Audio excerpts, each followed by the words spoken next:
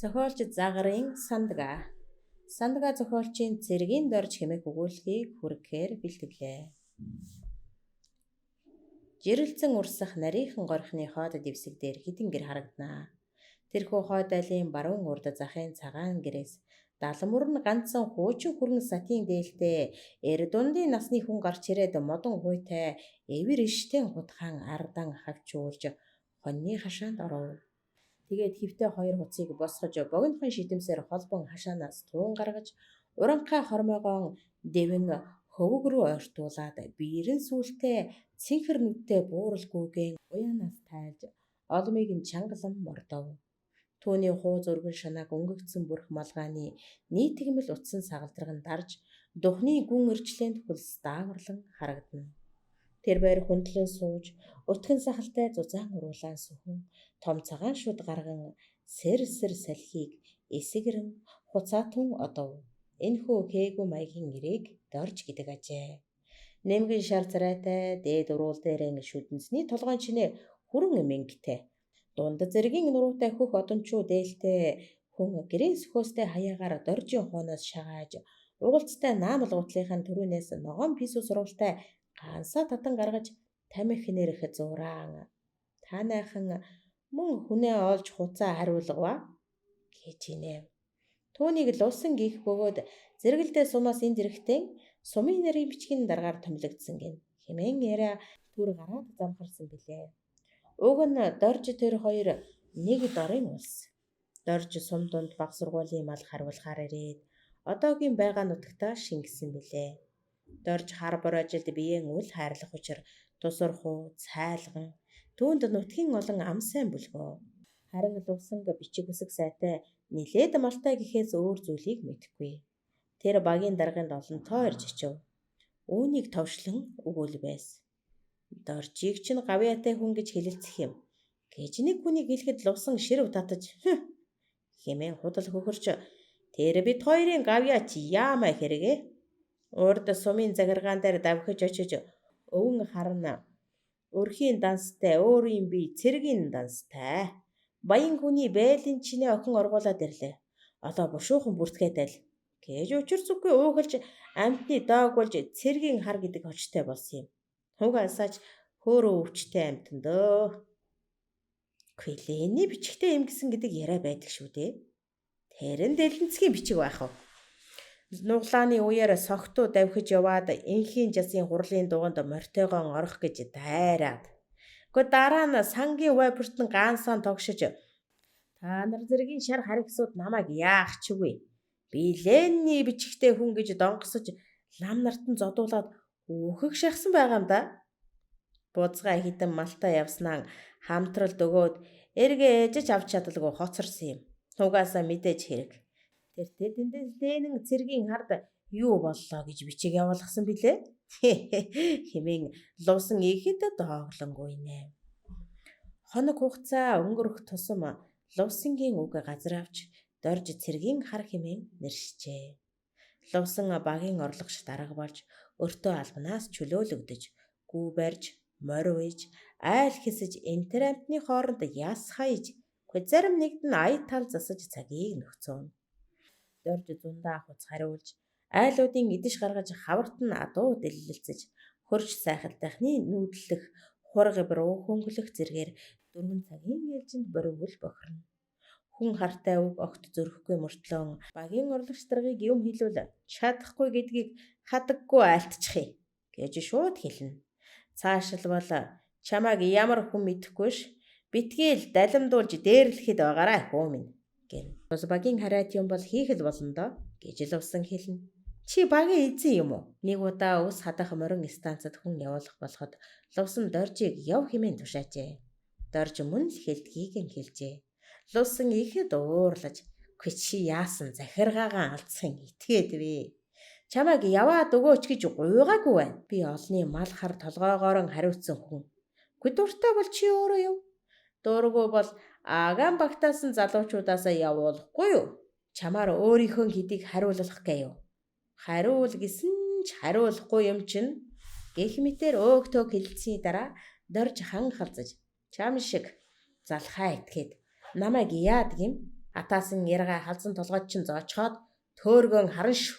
Цэргийн харыг хэр зэрэг хүн гэдгийг чи мартаагүй үсттэй гэж хэлээд мордоо давхиад явчихжээ. Энэ цэргийн хар угаасаа засрахын аргагүй сагсуу амтан зүрхний хийтэй хүн.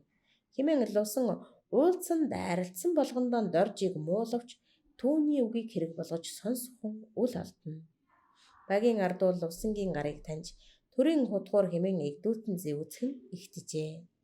Намар багийн хурлаар лувсанг багийн даргаар сонгох гэхэд дорж босож ядуу ард дорж миний бие нөхөр лувсанг багийн даргаар байтугай тэргүүлэгч гишүүнээр ч сонгохыг татгалзана. Лувсан болвос цэрэн захирах чимээг харгис хүний хүү. Одоо болтол эзэрхийг нь тавиагүй явна. Баянд долдоо ядууд дээрэнгүй ийм хүн багийн ардыг эвлэлдүүлж нэгтгэхгүй тамнэ. Уг буйсны улан тараа. Зэрэгэлдээ сумд хоршооны нибо байгаад сумын дарга болох санаатай хил ам татаж ажлаасаа хөөгцнийг нутгийн ардууд бэлхнэ мэднэ. Хамтрал тараах үеэр туйлын ихэнх завшсан итгээд даруй мөн. Одоо ч өөртөө албанаас биеэн оторлож хашааны мухар авсан сэрэг шиг суугаа хүн гэх зэргээр лувсангийн үг түүхийг илрүүлж хэлээд хөлсөө орчин сууж мод толгоогоо гарган тамхиан татаж сэргийн хар худалд онгосож байна гэж санавал шалгаад үзээрэй та нар гэж нэмэн өгүүлжээ. Лувсан минь чийтлийн улаад шилээ шөргөн уруулан хазалж цэнхэр хүрээ татсан нүдэрээ доржийг хялан хөмхийгөө зов. Ардууд лувсанг зусарч ховч дээрлэхгүй нумаа нуугаад суман харавдаг хэмээн шүүмжилж багийн даргаар сонгосонгүй. Их орны ихтэн хэлсэн тухай мэдээ хүнээс хүнд айлаас айлд сонстон ард олныг уйтгар гашуу дарав. Энэ үеэр лувсан айл хонраар бууж мордонгоо цэргийн хар угаасаа сагсуугүй юм. Гитлерийн фашистуудын довтолж байгаа миний бууны замugгүй байгаа мөн дүүвэ гэд сувай үнээгүй хоёроо цахиур бууны замаг худалдаж авсан юм байх. Тэртээ тентхийн Германы цэргийг цэргийн хар цахиур буугаараа буудах хэрэг юм байх та.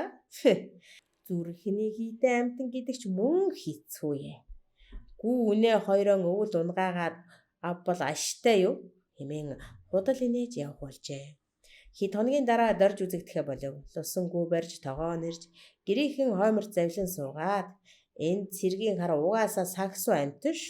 Нөгөө авгай хүүхэд хоёроо уулын мухард хідэн хуцтай норхоод чухал ажилтай намар хөөсөн цаснаар ирнэ гэд морин дэрэгтэй гараад өгч. Хэд цаадуул нь хотондоо хуцуулах нохой чүгэ хоцорчээ хөөрхий. Зүрхний хийтэй хүн гэдэг ч мөн чи явдал таяа. Германтай байлдах юм болов? Та нар хуцаан эргүүлж авбал таарна хэмээн ярьж суун. Намар оройхон дорж хоосон морин тэргэн хөтөлж тоос манруулан шогшуулж ирэхдээ царайдын сэтгэл хангалуун байдал илэрхий ажээ.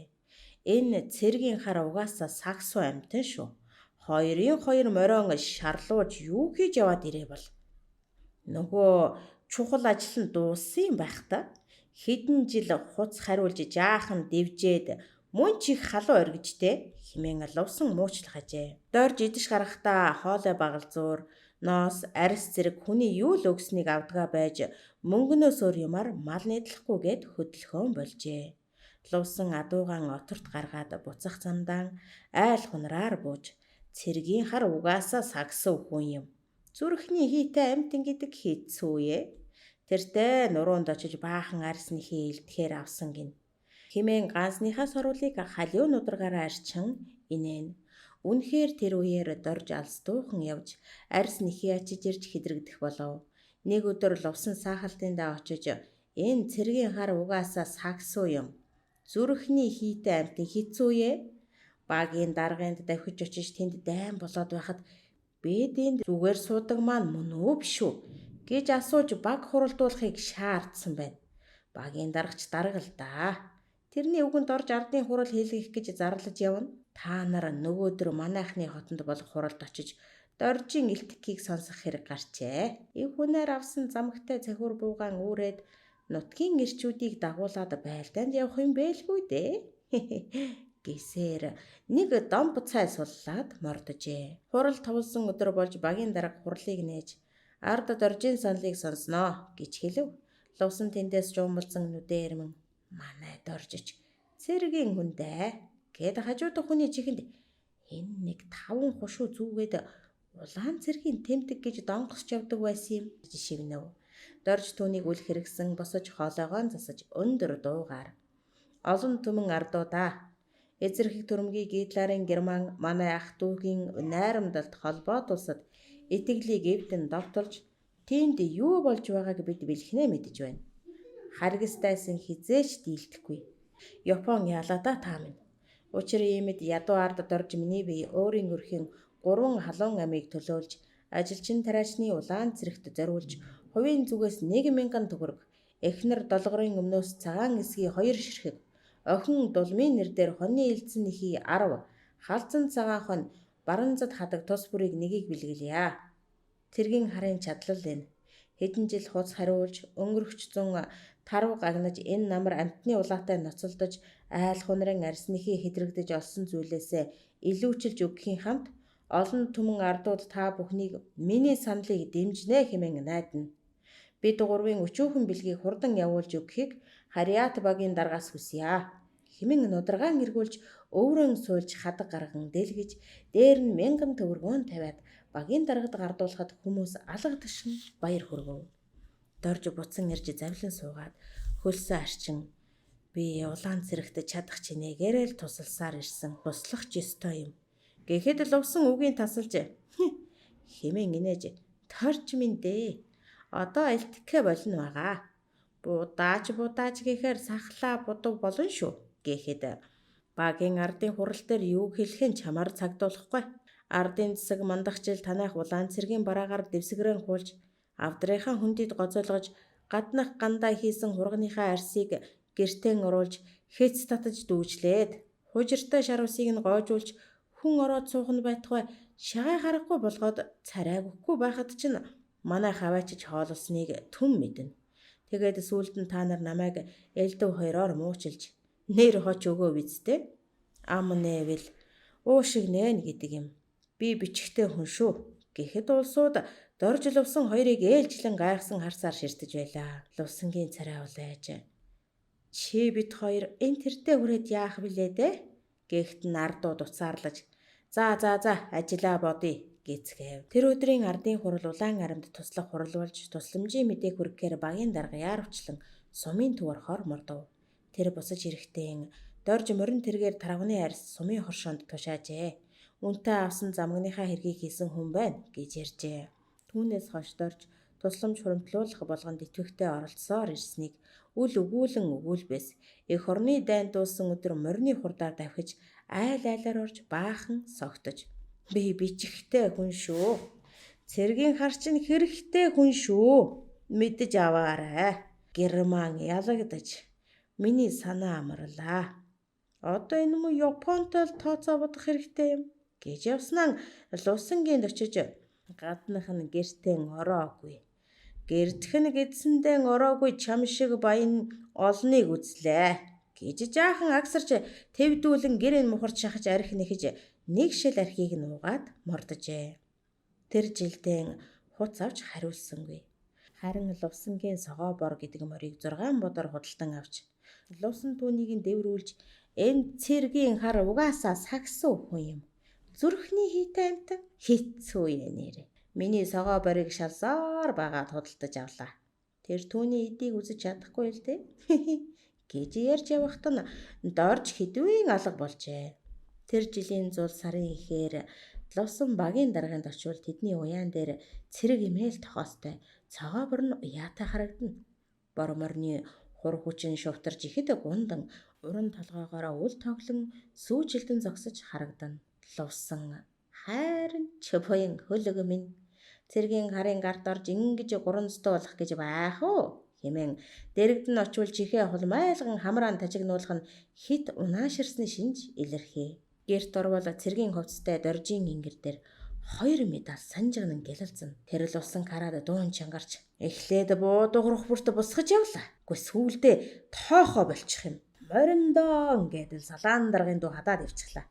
Миний бор мөрч атаканд гэдийн хамт аваад л шууглаа. Нүдний нулимс бүрхэн газар ирээлжлэх шиг боллоо. Гэхдээ лувсан инээж манай дорж тэгээд Хэдэн Япон алгадаа гэхэд тоолоогүй охин. Ямар ч гэсэн чам шиг энтер амьтныг муу хэлж айлын цай шавхаж яваагүй нь үнэн юмдаг. Гэд Ингэр рүүгэн харав. Дорж зөвлөлт Монголын бид ялуу медалаар шагнагджээ. Тэр баяр болгоноор медаль анзууж Оросын цэргийн 5 хушуу малгайдаан хадна. Лусан нэг удаа түүнийг доогөлж чамаа хагч чинь медаль дорж гисэн зүв үү? 5 хушууд гэвэл дээр үү? Гэж инээгтэн өөрт чинь аль нь дээр байна? Түүгээр айлнэр л алийг нь ч би гуйж аваагүй юмдаг.